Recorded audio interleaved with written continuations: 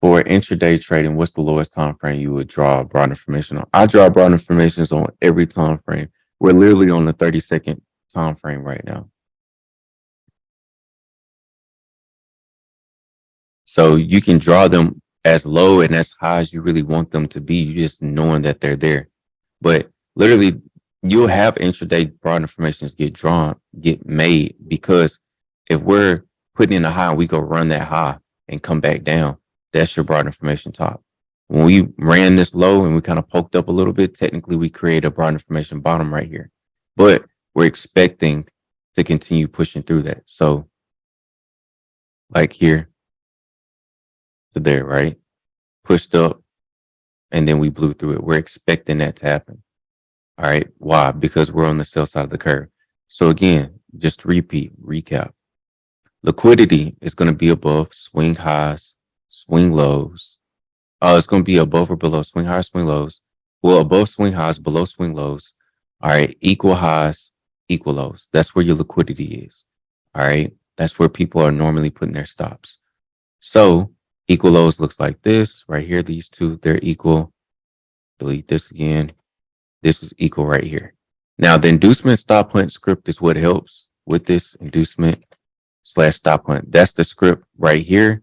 The only thing I changed in the settings is where it says show fractal highs and lows.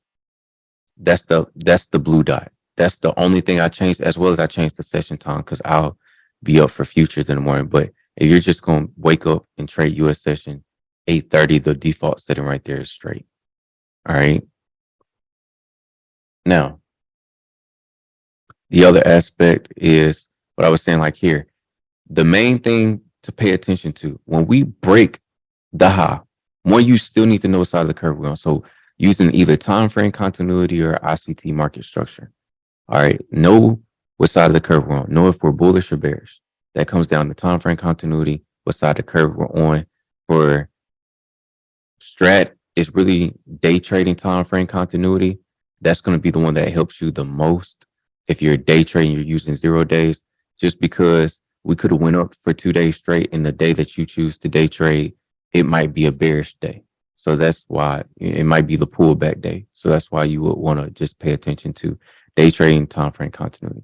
All right. So there's that aspect, which you want to pay attention to, because that aspect will help you know whether it's going to at least give you a frame of mind, whether we're going to keep creating tops and blowing through them, and then creating bottoms and respecting the bottom, or we're going to blow through bottoms and respect the tops. If we're bullish, you expect us to respect the bottoms and blow through the tops, expand through broad information tops. If we're bearish, you expect us to blow through broad information bottoms and respect broad information tops.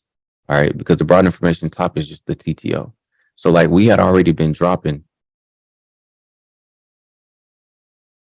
all morning, right?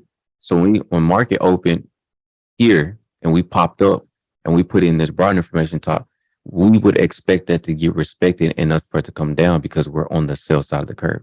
So what we're paying attention to right here is when we break this line, and if you have the script on, when this dotted line comes, are we closing above or below this line? All right, if we're closing above it, a lot of times what you'll see is a slight retracement, right, into like a fair value gap, or a slight retracement into 50 to 70% of that move. What you would need to do is from wherever the last swing low got put in for that move up. So I wouldn't do this one. I like this one better. From here up to here, I would draw, right? From the price leg that started really the leg to break and run that liquidity, I draw from there to the high, or if it's the opposite side, there to low. And I would expect it to retrace probably to 50%, 70%, 70.9%. The point fib settings, to not go too fast. Fib settings that I use, ICT uses, all right, 0.5, 0.62, 0.79, 0.705. That's like your retracements. As far as the opposites of what you would target is you got like 0, which This is where you started. Minus 0.5, minus 1, minus 1.27, minus 1.62. Oh, minus 1.5 as well. Those are like the extensions that you could target if you didn't want to target like specific candles. All right. So there's that aspect. You would draw just from that move that started it, from the low to the high if we're bullish, or from the high to the low if we're bearish. And sometimes when we break, if we close above, it will retrace back into there and then pop up. All right. Especially again, if we're on that side of the curve. So again, we're paying attention to this. We're trying to see if we close above it or not. We don't close above it, we wick it. The reason why the entry is right here is just because that's regular strat. That's your 2-1-2 reversal, right? You're within the range. You know you're on the sell side of the curve. You just create a broad information top. What you're expecting to do is go take out the other side of the range, all right? Which is going to be the swing low. So these basically where your blue dots are at here, here, here, but it only draws it like here. I guess the settings, this isn't a significant swing low, so you don't get the dot here. So this is based off the default settings, but you get it here and you get it here. All right, blowing through the bottom. Now right here, what you'll notice is when we blow through the bottom, so right here we get the top put in. When we blow through the bottom, right here, we close below. Right. And then we initially poke like into this fair value gap. And then right here is really just an inducement model. We poked into the fair value gap and then came down. Right. Now, what we're going to do is we're going to stop the people out who just went short right here. So that's like a slight ugly broad information top. But where we reject off of is this old low right here that we blew through. All right. There's a mitigation block there. A mitigation block really is just like at the swing low. All right. So what we're looking for, or it's a rejection block. It's either a mitigation block or rejection block. But what we're expecting right here is whenever we have a swing low or swing high, well, I would say for the swing low, when we break through that last down close candle, that last bearish candle right there, red candle, whatever color you have, right? That's a bearish candle. We're expecting it to respect that and reject it, right? Some people are going to look at this and say, oh, there's a breaker block in there. But basically, when we break a low, if we're coming back to retest the low, and we're bearish, right? Respect that if it's going to be respected, we're not really just going to blow through it. We'll probably reject at the mitigation / rejection block. I can't remember specifically, but I want to say it's a rejection block, which is that last down close candle at near that swing low. Or sometimes we might wick into the fair value gap just because it's right there. All right. But if it's really going to be a strong move, it's going to reject right there. It's not even going to get up into here. That's why sometimes the 2022 mentorship model doesn't give people an entry, right? Because you didn't get the retracement above 0.50. All right. So then you see we come right back down, right? So aggressive up, aggressive back down, then a slight push up right here, run some liquidity right there, and then we're going back down. So when it comes to this here, again, pay attention to whether we closed above it or below it. All right. We closed below it. So we did come back in the range. We're expecting just a little retracement, just because we're on the sell side of the curve. So we're going in the direction of the trend, and because we closed there. Now, what happens if we do close above here? Let's say we did poke back above here. I'm not just taking it just because, like right here, we closed above it, back above it, and then on the next candle, look like we're going. All right. Because I was at first thinking that, but I'm noticing now if it closes below, you want to wait more. If it hangs around here more and you keep getting closes above here, then expect for us to run some liquidity to the upside. Doesn't mean it's going to necessarily be this high, because it might be like a shorter high in here. It'll run that one and then come back down. All right. So like right here, we ran this one and then we came back down. All right. So a lot of what I'm doing is once the broad information get created, I'm also still marking that high or that low. I'm seeing where we close in relation to that. So right here, again, we close below. So now we break down. So going to the next example. So right here, one, we're making new lows of the day. So again, external liquidity, every time you make a new low of day and stuff like that, you can look to see if we're going to make slight retracements. So right here was the previous low. We kind of poked up a little bit. You see right here, we break it, but immediately come back up. And then you see how we respect that same line right here. So now we come up, run some highs in here. All right, but those aren't the significant ones. That's why they're not, marking the dotted lines, which is the beautiful thing about the script. Right here, we come down, we run this low. Now, what you will notice is we do close below it, right? We do close below it, but you see how we hang around it? Like here, close above, close below, close above. Right here, we push above it. This is what I'm waiting for. That's that confirmation. Like I see it shoot up like this, I'm in it. I'll know we're going up here to take this out. Or I don't even take the trade because I don't want to counter trend, right? I'd rather, sometimes it's best not to counter trend until we fully get this shift in that direction. So maybe we were bearish and then we're shifting bullish. You don't have to be the first person in. Let's say this started the move all the way up to here, right? You don't have to be the person who gets in here. You could be the one who gets back, who gets in on the slight retracement back down. And I'll check the comment section. I'm kind of like trying to be on the roll. Hopefully I'm not going too fast. I'm trying to like be on a roll and before I get distracted, because sometimes I lose my train of thought.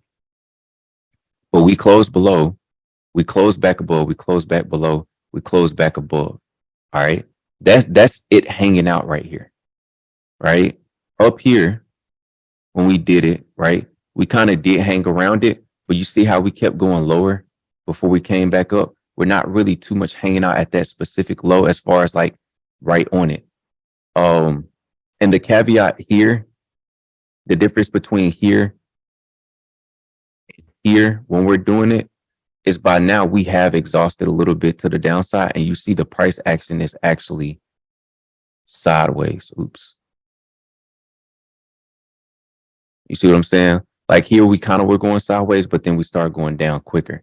Right here, we went sideways for a while. So you also have to pay attention to what price is doing and how long it's been doing it. We're literally this swing low, this swing high, we're in here. So a lot of times when price is in here, we're going to do like kind of like a seek and destroy model, which is basically back to back to back to back broad informations before actually going lower. All right. Does everybody understand that?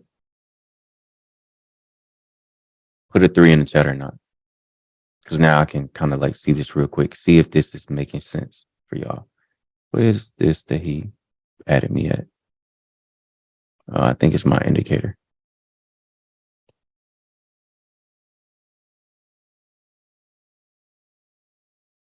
Anybody confused on what I've mentioned so far?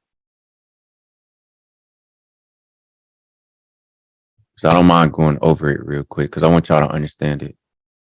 And not all the time is it textbook. The best ones are to me like this. Liquidity grab back through. It doesn't hang out. This isn't really one of the better ones right here because that hanging around can make you feel antsy about your position. That's not the one I would prefer. I like it when it just straight goes. You know what I'm saying? Like kind of like right here. You see how we come back to that low right here, but we reject it. And then we come back down. You see what I'm saying? Close above the line, and then immediately on the next candle, go back below. So I'm paying attention to like closing where we close on the line, and on that next candle, are we immediately going back below? On the price, when it's gonna just smoothly work in your favor, it's gonna look like this. Break the low, come back, potentially it might come back and retest it, and then just immediately go. All right. Whereas here kind of hangs out for a little bit and then goes back down. Right. That's not the ideal one for me. Just like right here, if we're really going to keep blowing, we just blow straight through. That's ideal. Sometimes you'll have situations where where it kind of like hangs out around it. But the thing is, you're not. Dang it, I keep doing that to the script where I pull it somehow to the bottom by accident. You're not getting in here for puts, right? If let's say you were bond puts, right? Or if you're in futures and you're short, you're not getting in here. You're getting in here. This is just letting you know whether or not you should switch sides and close the position. That's really it.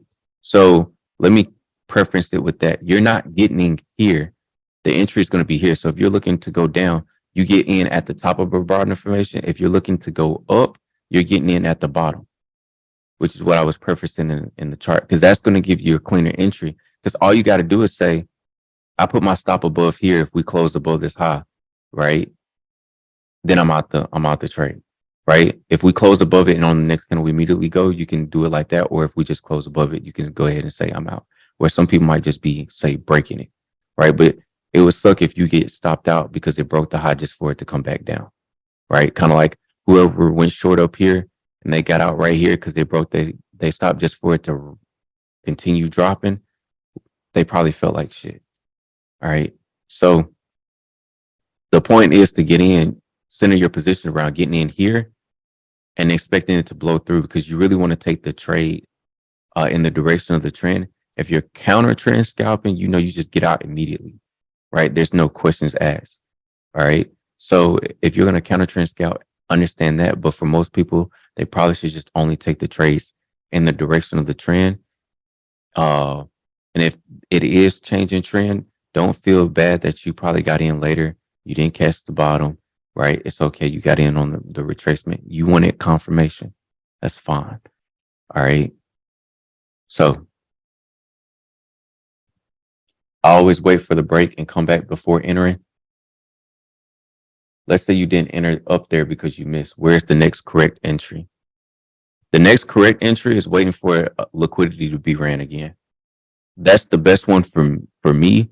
To me, I'd rather have the broad information put in, because the thing with, let's say you take a FEG entry.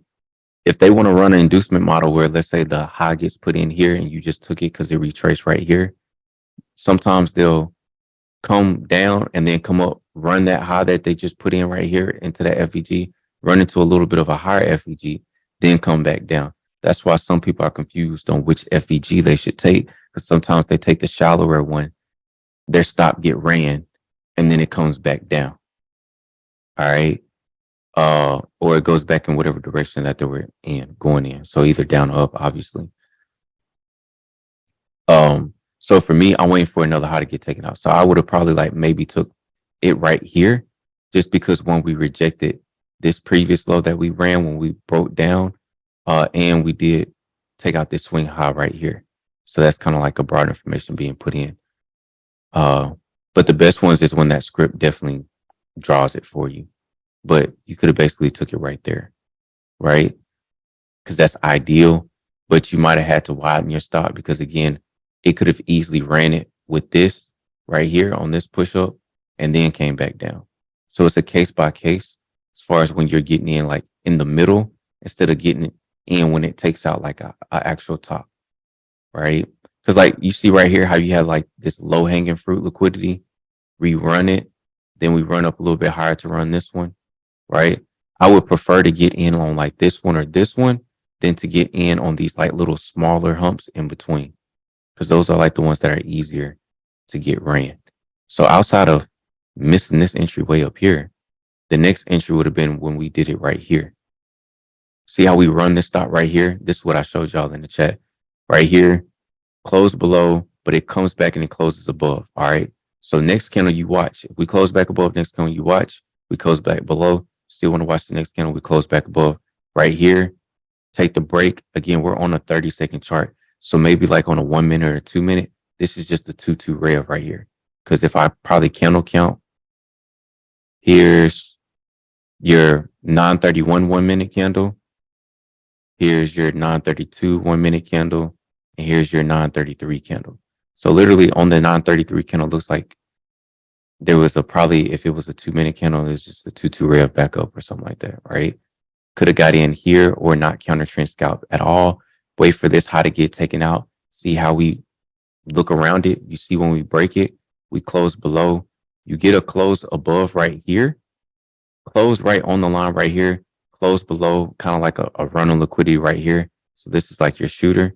Entry right here. Start looking to take it. All right. Starting to look at take down. Even if you got in, let's say late right here, just put your stop up here. You come in to take out the lows, right? Because we're on the sell side of liquidity. So I'm expecting for us to run these lows, right? So your broad information top basically gets put in right here. All right. Now you're going to look to put in a broad information bottom, which you basically do right here. All right. Slight little push up. You see how we closed above? We come right here, take this one out, the low hanging fruit one, right? That's why I said sometimes we come back up, we take out the low hanging fruit. We don't come all the way back up here, right? We come right here. There's also this bearish order block right here, right? We're on the bear side of the curve. So that should get respected. All right. Especially depending on if you measure from from high to low, where it's at in the range. But I'm pretty sure this probably didn't even touch 50% of this move, but it rejects this. And then we come back down right here, close below, slight push up, boom, push lower. All right. This external liquidity, you can expect for us to, like, a lot of times push up. There's not going to be anything given to you for us to push up when we just keep making new lows a day. It's just going to have to do a little retracement, basically build some liquidity right in here. So it'll start running stops, playing with people, run stop upside, then run stops to the downside, right? Push up, push down, run these stops right here. Then it push up, run stop. So it's literally the same thing over and over. You just got to watch it. And then as far as low of the day, you would just pay attention to previous lows, like right here. And you'll see, like, or right there, where we kind of like run below it and then immediately come back up. You just keep that marked. And that can kind of give you an idea of when to get in, to take it back up. You'll look for like the double FEG, the BPR, but it wasn't one given here. So that could just be an area where you just don't take an entry. Or if you're holding, you're still just doing all this in your brain and you're just watching how price action goes. And again, it looks like a lot because we are on the 30-second chart, but I want y'all to see like how they generate the liquidity. We take out some stops right here. We put in a broad information top. Did we put some in between in here? Yeah, but you notice how we kept making higher lows, right? Sometimes this turns into just us running up. But if we run like we ran liquidity right here, right? Closed above, next candle close below. Close like on it, close above. We never really went, we couldn't really hold it, right? Came back through. All right, that's why you're watching it and it's bunched up in this area. So you just pay attention. You don't have to hurry up and take an entry. And you already have the buys because you already believe that you're on the sell side of the curve. So you could have just been looking for put entries. But when you see that you're changing and prices looking like, all right, maybe on the hour looking like we're about to go 2-2 rev, or on the 2 hour, then you can kind of be more confident in the call entry. But you can literally just wait for us to start taking out liquidity highs, put in that broad information top, and come back through the range and see how we interact whenever we hit the low. So 3 candles make same lows or highs is the start of a reversal. You can say that, yeah, because a lot of times when you get the reversal up here, you put in a swing high. Sometimes it's equal highs, but it's normally like 3 candles. Like I said, for a swing high, swing low. So don't get caught up on the number aspect. But whenever I'm breaking that high, I'm paying attention to like the next 3 or 4 candles, because either we're going to continue up or continue down, or we're going to come back in the range. So it's just a way of how to pay attention to whether or not we're going to come back in the range and go take out the other side of that broad information, right? Or basically the other side of the range. So up here, let me delete these. Boom, boom, right? When we come down right here, this little jigsaw, if I probably put it on a 1 minute, it might look a little different. But you can look, if you just look side to side, even if I delete, let me show y'all with bar replay. Even if I delete right here, right? Overall, when you look at this section of price, you can really feel like price is stuck in a box. It's stuck between here and here, or some people might say here, right? So either this high and this low, or this high and this low. It's just stuck in between here, right? Because it's not really here and here, or here and here, because we broke lower right here. So it's really between here and right, this low and this high. So a lot of times if price is going to go lower, we're either going, or like I said, this low, this high and this low, we're either going to break this high and come all the way down, or we're going to break this high and come all the way down, right? Which gives us our broad information, which also gives us our like a like some people say accumulation or distribution, whatever, but it gives us our sideways action to take that next leg down. Because a lot of times we go sideways, we create like, if you're a stratter, we'll do like a 2-1-2 continuation or 2-1-2 reversal. It does this to do that. This a lot of times what ones look like, when you look deeper into the time frame. All right. So when I'm looking at this, I'm like, bro, we're probably gonna run up here, if anything, and then probably come back and run these lows. We'll see, because I have a bearish bias until I'm proven otherwise, just because of how much we just been dropping. And obviously the FOMC didn't really help, right? So that kind of like you have that at the forefront of your mind. So when you see it get taken out and you see, right, like when you paying attention to this, when you see this happen, you're paying attention to that. You could have took this down and you take it at least to right here, right?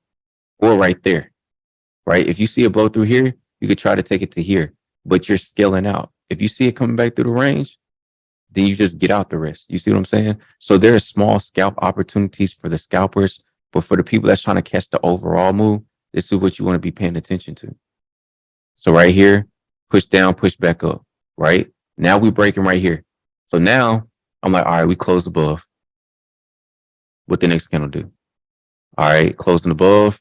This would have almost got you, but then you wait for that next candle. Or if you did get in, you just have your stop like within the range, because it shouldn't come back in the range, right? So you could put it here at this swing low if you wanted to, because if it's closing up here, it shouldn't really come all the way back here. There was no FVG or anything put in there, right? But again, we're on the sell side of the curve. So we run it right here. If you look to the left, this looks like a broad information top could be getting put in. Just like right here would have looked like one was getting put in. But it's like it was so close to taking this top out. Why wouldn't it? Sometimes it's going to go ahead and take it out. Sometimes it's just going to wick it and then shoot down. You have to kind of like take your chances. Sometimes you're going to be right. Sometimes you're going to be wrong. That's where the risk management aspect comes in, and you draw your broad information. Because what you're going to look for is, are we closing above that broad information top? So now we're closing into that next quadrant to go to the next quadrant, basically to the next broad information.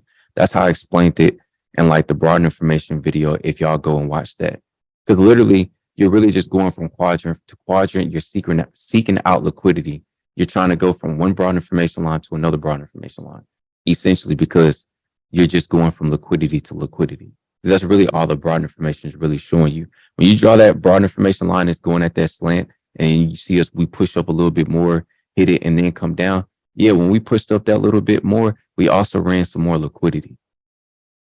All right, so that's really it. Like when we go like right here, if I would have drawn it from here to here, somebody, oh, that's a good broad information line, because when I drew it from here to here, we hit it right here, and then we came down. Yeah, because it ran this high when it was looking for some more liquidity. It ran this high and also ran the one back here. All right.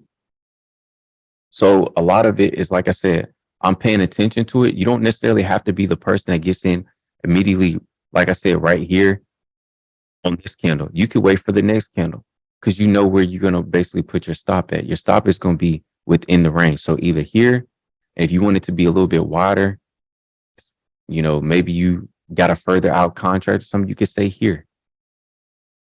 You see what I'm saying?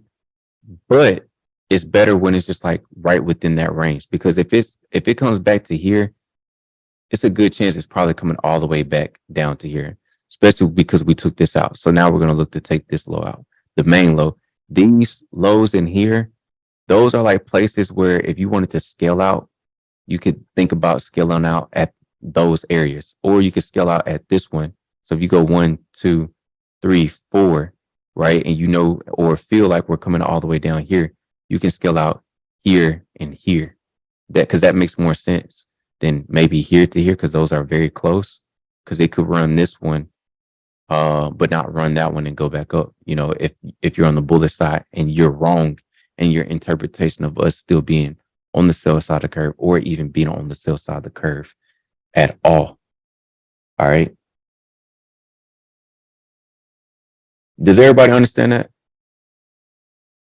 But I will post a recording at some point. Might post it on my YouTube or something. I don't know. Because I'm having to record this to my computer. So it's not going to be a Zoom link. I haven't bought more Zoom cloud data or whatnot.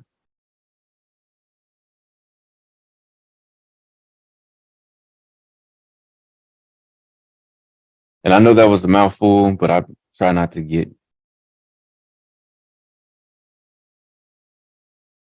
uh, too cut off with the questions, because I'll mess around and get like off onto a whole nother subject and stuff like that. So that's why like I went through all that initially before ever saying, hey, y'all understand or whatnot. Because people ask like different questions that maybe I'm not even talking about or on that subject at that moment, and will throw me all the way off because now I go off into something else. What time frame do I use my fibs on? It's not about the time frame, it's about the leg of the move. So price action is fractal. So 30-second, I draw it on the 1 minute, the 3 minute, the 5 minute. It just depends on that price leg. Because I might be just trying to catch a retracement of this little leg right here to take it up and take out these highs. So I might just draw, like I said, from here to here. On a 1 minute, if I say 1 minute, it might not look as clear. So the thing is really just that leg of price action and what you're trying to do. Are you trying to scalp, or are you trying to catch most of the move on the day? Obviously, the higher the time frame, the stronger the move, right? This is going to look different if we go to like a 3-minute time frame.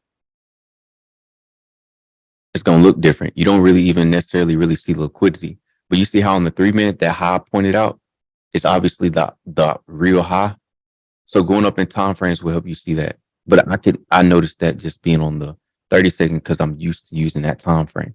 But I had initially pointed out this high in here. That's the range we're in right here, right? So we're going to go lower. We're more than likely going to take this out, then come down and take this out. It's just the 30-second kind of give you like those in between price targets. And when you're trading futures, it gives you like that smaller stop. So you're kind of getting in like damn near, yeah, basically dang near ASAP. Because if I end up posting on YouTube, I don't want too many curse words in there. So I'm not going to go in here and edit that out. But yeah, so boom, broad information, look to take this low out. So if you was drawing the field on the 3 minute from here to here, right? You thinking that is bullish, we're coming back in the range and we're bearish, right? So that's why I said it depends. And for what I was looking for, like let's say I wanted to take that short scalp to the upside, you don't really see where to draw it at on the 30-second. So using the time frames, you have to just understand what you're looking for and what you're doing. All right. And what side of the curve you're on. If you're trying to catch the overall, the main side of the curve, you're probably more so looking to draw that fib on like the 5 or 15 minute. All right. And if it's like swing trading spot, something like that. I had to yawn, my bad. You more so looking at like the hour, 4 hour, as far as like drawing the field. It's like main day trading, like 5, 15 minute scalping. You're like 3, 2, 1 minute, 30-second, 15-second. Well, so that's the thing as far as the fib. I'm not really too much drawing the fib because a lot of times I'm just getting in when we break the broad information. I'm not even necessarily. Sometimes I use OTE entry if we like for FOMC, like we displace down, we come back up, right? We leave a fair value gap. You could probably expect us to go back to like OTE entry or premium discount. So you could draw that easily, like on the 15 minute or something like that, from the swing high that goes, like if you're to the downside, you're drawing from the swing high that goes and breaks and creates that low, that swing low, to see how we retrace. So like, again, like a retracement of this move, you would draw like here to here, right? Things of that nature. Like if I was trying to see, are we just smaller retracement before coming down, like here to here, right? So that's how you would draw it. Low to high, you know, if you're bullish, so like here to here, and I'd be like, we got this fair value gap right here. Let me draw this from low to high. We retrace back into 0.79, 0.705. All right, I'll look to take it long if we close above it, something like that, or just take it as soon as it hits it. All right, and then you look to take out the liquidity, which is going to be this high, that high.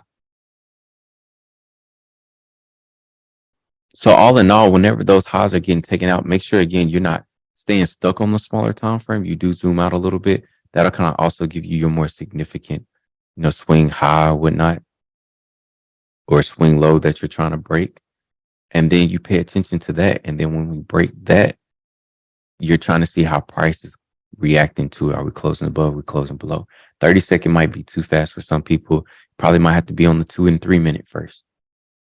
And then from there, once you break and take out the liquidity, you can basically just take a strat entry off of a 2-2 reversal or something like that, because that's your broad information top. You're getting in at the top, or you're getting in at the broad information bottom. That's truly like the cheat code to like the reversals as far as the strat system. Getting in at the broad information top, broad information bottom. Now that you like, I know it's easier for me to see, because I know that the top or bottom of a broad information is the swing high, swing low. Like taking this 2-2 rev, if somebody took this, was like, I ain't getting up but 20% out of it before it ended up reversing on me. Yeah, because you're not getting in at a broad information right here. You're literally getting in the middle of the range. So this kind of helps you see why your entries could be off. Does everybody understand that? Like, even if we just talk just regular strat, not ICT. So that's like the difference, because you taking this 2-2 reversal is different than you taking this 2-2 reversal. You know what I'm saying? Even this 2-2 reversal is better because at least you could have got to here. Obviously, it does pull back, right? Dang near close to your entry, but it doesn't take out the low. So that's why sometimes like you look on different strat cheat sheets, you have the 50%, and then you have like it having your stop at the low. The 50% came because there's actually outside of Sarah, there's a 50% rule where if like you close below the 50%, that next, it's like what I've just been showing. When it comes to levels, if you close below that level, you're looking for immediately, like if we're going to the downside, for the next candle to just go. If we start hanging out, it's like, all right, this is a weak move. Like, because if it's going to go, we break a low, we close below it, it's just going to shoot like right here. We close on it, boom, it shoots down more. Now, this might not be the more that a person wanted, but it's supposed to just go like that. But this is better when this is at lower day. You see this happen at lower day? A lot of times we boom, boom, boom, we keep continuing. Unless we already been dropping for a while, then you just get stuff like this. This is the new lower day. We start popping back up into the range. All right. So that for stratters can help you get your reversals better. It's just the time frame continuity aspect. Are we bullish? Are we bearish? You have to understand that part. But yeah, that's really what we're looking for. All right. Seeing how it reacts when it comes into the range. You see how like when we come back through on this one, we just go. That's what you want. Boom, we just go. Especially you want to also see how we close. Cause you see how like right here could have pump fake somebody. It's like, oh, we going. Wick back up. You want to also pay attention to the close, because that'll give you more confidence if you need to go ahead and get out, or if you started small, that'll help you understand if you need to scale more into your position or not. But getting in at broad information tops, right, for puts, getting in at broad information bottoms for calls, that's the basis of what you want to be doing. Now, like right here, you see how we wick it, we come back up close. So we're basically closing above this line. The next candle, we just in between, right? So this is like an indecisive candle, and it's an inside candle right here. Next candle, we come down right here, wick it again, close above it. Right here, tried to push up. So this is like where it's just hanging out in this area. So right here, I ain't necessarily trying to take calls unless I see, for me, one, this is a small range. It's not like I got far to go, right? So I might not even take calls right here unless I know, unless I would say I know. I feel like we're on the buy side of the curve, which to me, this doesn't really look like we're on the buy side of the curve. It could easily, because you're like, well, we changed, right? We went from putting in lower highs and lower lows to we're putting in higher highs and higher lows. Yeah, this is on a 30-second chart. On a 5-minute chart, we're not putting in no higher highs and higher lows. We're still putting in lower highs and lower lows. So that's why I say sometimes you can't get caught up on that on the micro time frame. Make sure you also go look out, because you'll feel like we're making higher highs, higher lows. That's the 1-minute chart. On the 15-minute, we're not. So when we go back down and you try to take a quick call entry or whatever, that's why you get killed. All right. So right here, wait, boom, right here. We closed below here, even though it went back up. If I was trying to take an entry, I don't necessarily like getting in the middle, right? But we do have far to go to the target. So this is kind of like somewhat worth it. Obviously, you got a wider risk, because if anything, you have to put your stop all the way up here. So when I say let the chart stop you out, that's what I'm talking about. The chart is making you get out the trade. It negated what you thought. I think we're bearish unless we break this high. I get out. I feel like we're going to go take this out unless we go take this out. And normally when you start playing bar replay, usually it'll give you like a buy and sell right here, which I don't know why it's not really giving it to me on this. Maybe I got to be on a higher time frame, but normally it gives you like buy and sell right here. You can like practice, or maybe does it give it to me right there or something? Let me see. Yeah, it doesn't give it to me, but you can practice like getting it right with that and say, oh, I'll put my stop up here. All right, I'll let it play out. So like here, again, we already know what's going to happen. It's going to break through these lows and take this out. And then that's why the red dots come here. You see how we hit this line? We close below it, right? Hit this one, but it looked like we're going to just straight shoot through it. Again, just paying attention to how price moves. Hanging out around this line. Cool. All right. Liquidity gets taken right here with this high, right? Because it's a blue dot. So swing high, technically, it's like a little baby broad information, a little TTO. Stop some people out that just got short right here. Boom. You see what I mean? It's like if I was taking a 2-2 reversal or reversal, I'd rather get in like after this gets taken out than to have gotten in like right here. Because then this gets taken out, unless you say your stop was up here or up here, you might get scared and get out the trade. So that's why that's one, how a chart stops you out. You say, this idea, I'm getting in it because of this. This is when I feel like it negates what I was thinking based off your strategy. So you're doing like a moving average crossover, right? You might say, oh, when it crosses back below my 9, that's when it negates the trade for me, or something like that. But a lot of these that I was showing, I've drawn on a 30-second time frame. And it's just, again, taking out those swing highs, right? Because if I really wanted to be ridiculous, I could draw 20 broad informations in here, but you're really focusing on like the main ones, right? So you don't get tripped up and confused. But if I wanted to draw like broad informations based off this 30-second time frame, I could really draw it every time a swing high gets taken or swing lows get taken. So I could really go like, oh, here's one. Or I could go, here's one, right? Oops. Boom, right there. I could say, this one's one. If I want to draw here, or I could just do this right here. Oops. Boom. I could go like, if I wanted to candle cut, because how this comes back through the range, I could go here to here. I could do here to there, because we took this one out right there, that liquidity. Right. But it's more so, like I said, seeing the main thing, seeing the liquidity being drawn. Oops. Because again, that's where your entries are best at, is when the liquidity gets taken.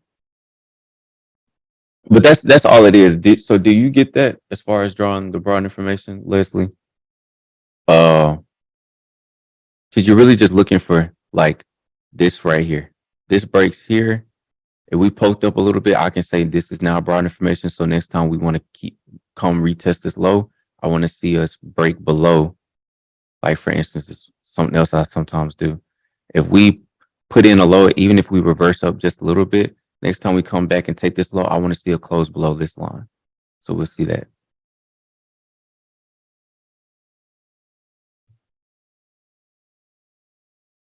See if we can get that. Boom, boom, boom. All right. So I want to see if we're going to close below here. If we close below here, what I would want for that next candle, right? The next candle after this one, immediately just go. If we start poking around here, this is where I start to pay attention and get cautious at. All right, close back above, close back below. And you see how this time, when we close back below here, you see how the next candle, even though it's a doji, so if you don't want to count that one, you see how this one just went? That's what you want to see. That's when it's just going, all right, boom, we about to shoot to the next liquidity target. All right. And that's why I keep telling you, draw the broad information, see the broad information part, because sometimes the straight line isn't good enough. Sometimes you need that like slight slant to give you more confidence and see where you really need to close above and close below and things of that nature. So that's why I'm like going over both. You have both there. So you can kind of see where we're closing at in reference to both. And then that can help you make a decision. But the best ones are just going to go immediately. The ones that kind of hang out right there, those are the sloppy trades where people probably get stopped out one way, then hopping on the other side, then get stopped out that way, then hopping on the other side, then get stopped down before they know it. It's like, dang, I lost a lot of money. And that's why they say don't switch your buys. Because little stuff like that, where it's like back and forth, back and forth, back and forth, where you just really got to wait for it to make a decision. And then once it makes the decision, take your entry and stuff based off that. So essentially look for a trend, determine pivot based on the three candles or swing highs, swing lows, then place puts for that day if bearish or calls for bulls, and be out if it goes against us or meets the target. In a sense, but I think that sounds like way more simple because you're saying for the day. And it's like it might just be calls or puts for that next 10, 15, 30 minutes. You know what I'm saying? So you're going to have to monitor it as it continues to hit targets. Because, like, for instance, somebody was like, oh, well, now we're calls. Yeah, you would have been calls for like, that's like 30 minutes. Now you back puts. But essentially, that's kind of like the gist. And again, all this that I'm showing you is fractal. So this same stuff will work on a higher time frame, right? Like another aspect. Let's go to let's say Netflix real quick, right? You see how right here we came back to this previous low, we kind of rejected that. That's why I say you want to pay attention to that too. It's like either a mitigation block or it's a rejection block. All right, but you see, you can't really see it right here on the 5 minute. Let's go to the 3 minute. I don't know if Netflix even has any examples, but we're gonna see. All right, so for instance, here's an example. It's a good example, right? Right here. If I was looking at Netflix and I wanted to enter, this would have been my ideal entry. Why raid that entry? Because one, let's start off on one, it happens earlier in the day. Because you can manipulate and say the rest of it, like why not the later part, right? But right here, new lower day. Remember this line, right? We're going to see if it comes back in the range. Now, preferably, I want to go down to like the 1 minute with this. So you see, watching it how it closes, right? Closes back in. That's why I say on 3 minute, you want to watch that too. But on 3 minutes, basically, if it pokes up, it's going to just be a 2-2 reversal. That's multi-time frame analysis for you. And that's the benefit of the strat, right? I prefer up here because there's our swing high. I won't look because liquidity being taken, which I said like is a broad information, that applies to regular stocks. The order blocks and breaker blocks and all that other stuff isn't as easy to go with as far as on common stocks and stuff like that. But if I want to take a reversal, I'd rather wait for like a swing high to get taken because at least I know stops got taken, right? And then get in and then take it lower. Or if I'm trying to get calls right? For a call scalp, I'd rather get in because I know we just got the low swept right here. So we start coming back in the range. I'd rather take this up right here than just randomly getting in, like trying to get in right here, right? Although this would have been an initial good one, right? I like to give it more time because we did wicked and come back up, but that second candle didn't just go and it didn't just close. So that's why not necessarily this specific entry. And then if you're supposed to look at multiple time frames, you also see on that next 3 minute we didn't even go up. So that's why you want to have like the multiple windows up in the multi time frames, especially with common stocks. Watch, at least 3 time frames if you can at once. 4, if possible, but at least 3, bare minimum 2. Go back to the 1 minute. So yeah, we got here, but we didn't go here when we doing it. You getting a new 3 minute candle right here, so this is gonna be a 2-2 reversal, right? And we're back in the range. So 2-2 reversal, back up, boom. Target could be here. You could target here next, but just really low hanging fruit, right? Whew. Thirsty as heck. Oh, you see like the selling bot came in there now, right? And I don't necessarily want to take this one because you see how even though we came above right here, somebody would have been like, why not this one? Because that's a swing high too. You see how we respected this line? Just like you would if you were on the low and you were trying to come up, back up, and you reject it and go back down. You can come back to the old high right here, reject it and go back up. All right. So now when we break up here and we come back in the range, I feel more confident about that because 2 things. One, we took out the wider range from here to here. That's going to not only just show up on the 1 minute, but it's going to show up on the 3 minute. The next aspect is you're also rejecting lower ADR. So you just get your broad information top put in, bare basic trade, especially because today is Thursday. All right. Take out the lows. If it do more than just take out those lows, then you let your runner run, but you can scale out right here. Or you can scale out low hanging fruit a little bit closer. But your stop is up here. Be patient. See how we rejected this previous low right here? Boom, confident. All right, scaled out. Maybe you're at 100%. All right, scaled out half my position. Then you just let the rest run. That's how the strat is supposed to work. Get in at the broad information, off the reversal off the broad information. How you know it's a reversal off the broad information? That swing high, swing low. What is the ATR indicator? That's just my ATR versus DTR indicator. It's the one I created.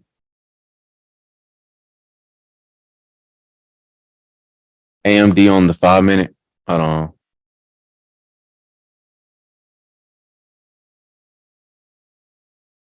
All right, so you see like how right here, we come down, we close the low, but we immediately come back up.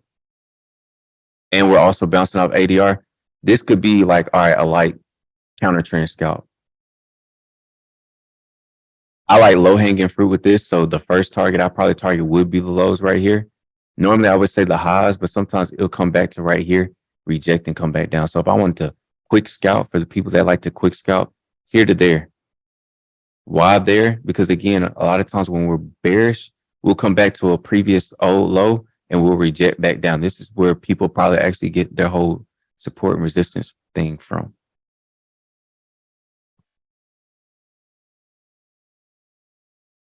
When trying to pass the eval account, it's hard to let it play out because the profit you don't take goes against you essentially. Yeah, I know that is hard. It's definitely hard.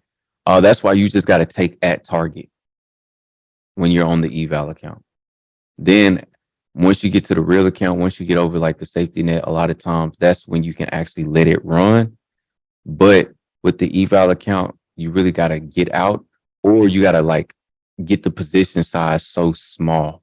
So like, let's say you're on a 150K eval account. You might have grabbed maybe 4 minis and you hit target, you scale out of 3, you try to let the 1 run.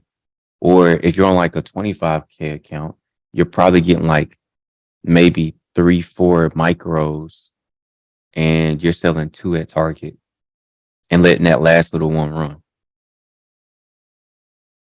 So that's how you do that. You think you get it?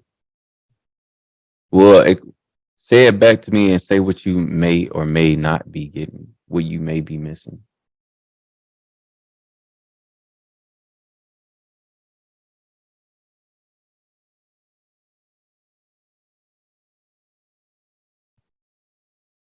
So everybody understand? Outside of Leslie, because I'm trying to make sure you're specifically good since you've been asking questions and stuff.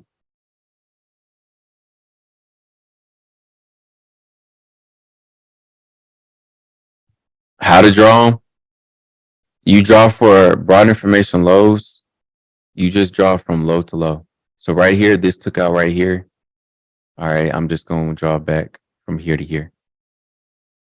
All right. You know, a broad information bottom is really good if you want to get into like technical drawing broad information, is when you look back in time, that this line that goes back is interacting with price and price is respecting it even then. Right. But just the simple broad information, you draw from a low back to a higher low. You draw from a high back to a lower high, right? Because you're really just drawing when price takes out the liquidity. So like, I'm gonna say here to here. Broad information top, broad information bottom. So you're drawing where basically price hits liquidity and you see like the slight reversal.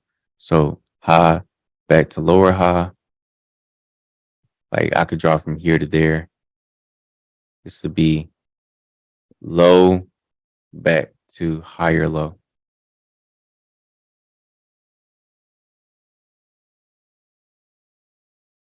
And you know it's good because you see how price is wicking around that area. You see this wick, wick, wick, wick, wick, wick. This one's like right on point, right? That's how you know you got a good one. That's how you know you drew it right. That's how I always double check. All right. The time frame matters as far as like, for instance, the higher the time frame, the stronger the broad information line. And also what is price doing on that time frame? Are we bullish or bearish on that time frame? Because what might happen is you might be blowing through daily broad information tops that you draw, but you get to like a weekly broad information top and you reject because the weekly time frame is technically on the sell side of the curve where it's basically bearish.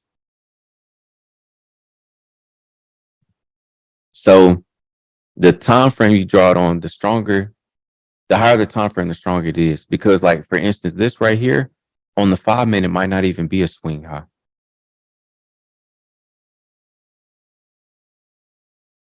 All right. But for day trading purposes, I would say probably draw like on like the daily, the hour, the 30 minute, the 15, and anything you see intraday on a smaller time frame, you can draw those too. But as far as like going into the day, that's how you would like do those. But with anything when it comes to trading, the higher the time frame, the stronger the move, the stronger the trend, right? Because it's a higher time frame.